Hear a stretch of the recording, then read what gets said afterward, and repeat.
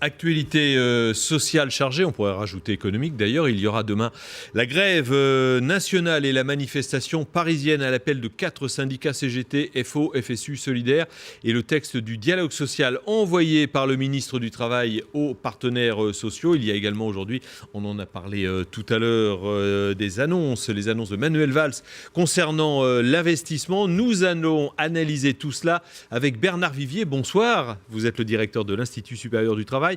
On va commencer avec les manifestations. Allez, c'est l'actualité de demain. Est-ce que cette journée de jeudi pourrait être une réussite après les derniers échecs en termes de mobilisation? Apparemment, les syndicats, ceux qui appellent à la grève, ont mis les moyens.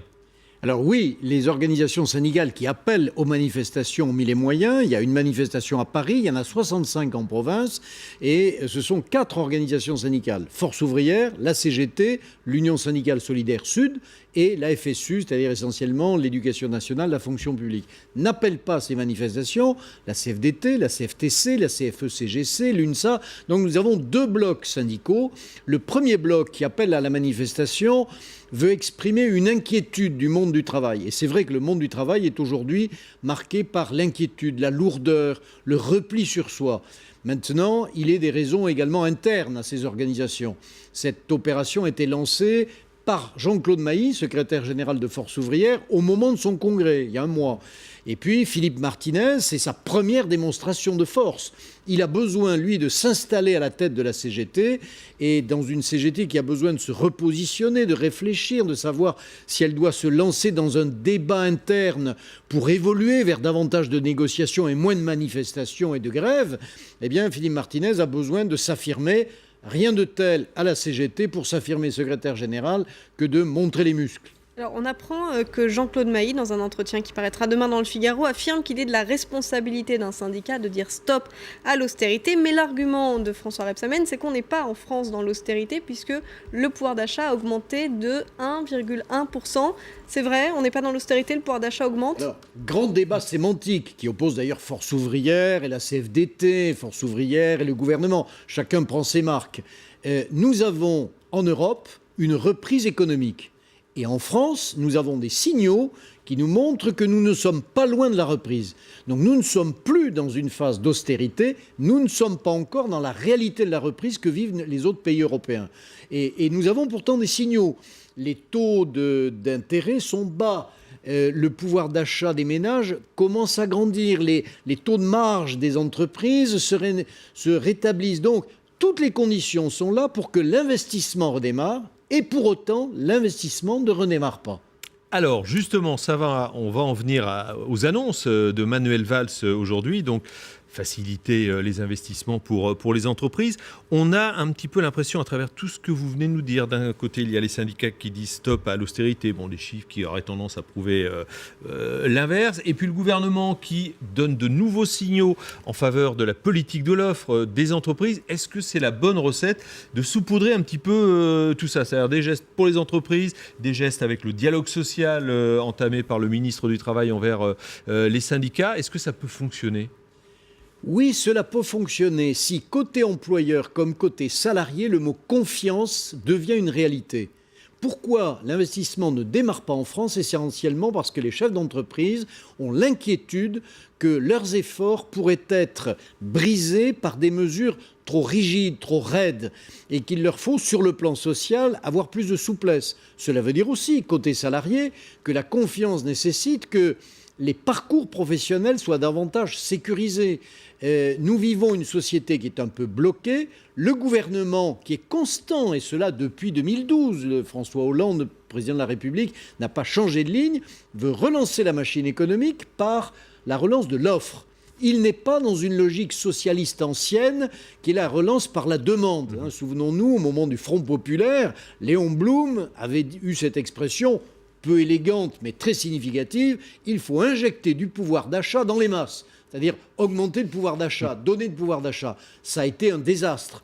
L'actuel gouvernement veut relancer l'économie par l'offre. François Hollande l'a dit avant que Manuel Valls aujourd'hui ne déclare son plan de relance de l'investissement. C'était le 27 mars. Chez Peugeot Citroën, à Trémery, il a eu cette phrase « Il faut mettre le turbo dans le moteur de l'économie française ». C'est une usine qui vient d'être lancée et le président de la République voulait honorer une grande entreprise qui investit et déploie des efforts d'investissement, donc d'emploi. Ce qui, soit dit en passant, était un aveu agréable pour cette entreprise après la sévère déclaration du même président de la République le 14 juillet 2012 où il avait agonie d'injures une entreprise qui avait essayé de contenir les difficultés de la crise économique qui la concernait. Mais alors comment expliquer que cette confiance ne reparte pas, puisque Manuel Valls fait des signes, plus d'investissement? C'est le fait que, par exemple, il demande plus de contrepartie aux entreprises, qu'elles jouent plus le jeu? Qu'est-ce qui brise cette confiance? Il y a eu depuis 2012 le fameux CUCE, le contrat pour la compétitivité, l'impôt pour la compétitivité et l'emploi. Problème, c'est que lorsque l'argent est arrivé dans les entreprises, il a été redistribué essentiellement en salaire et aussi un peu en dividendes, c'est-à-dire vers le pouvoir d'achat, et non pas vers les embauches, vers l'emploi et vers les investissements.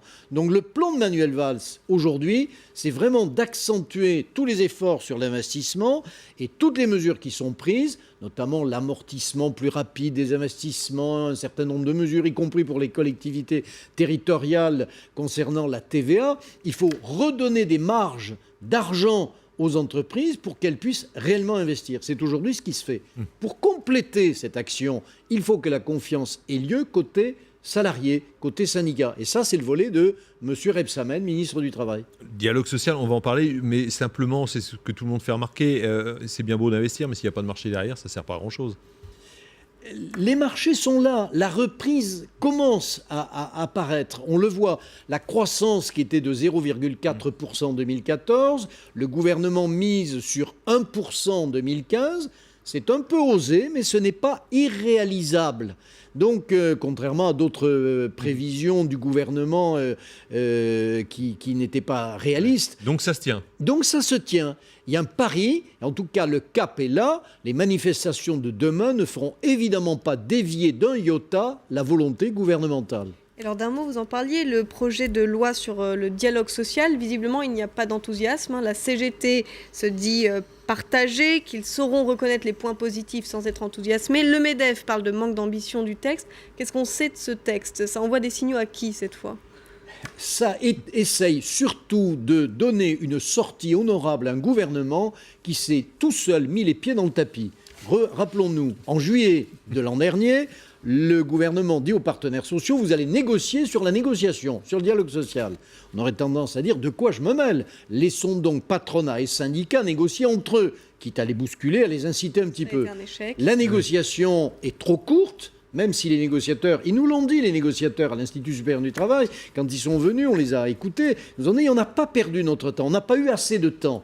Mais le gouvernement avait dit, si au 31 décembre, vous n'avez pas conclu, moi je ramasse la copie, je fais une loi ou des ordonnances. Et aujourd'hui, le gouvernement est obligé de faire quelque chose. Évidemment, dans une période difficile, il y a le congrès du Parti socialiste, début juin, il y a les syndicats demain dans la rue, donc le gouvernement a une marge de manœuvre très serrée. Merci beaucoup Bernard Vivier pour ces explications, cet éclairage. Merci beaucoup d'être venu nous voir. On va passer à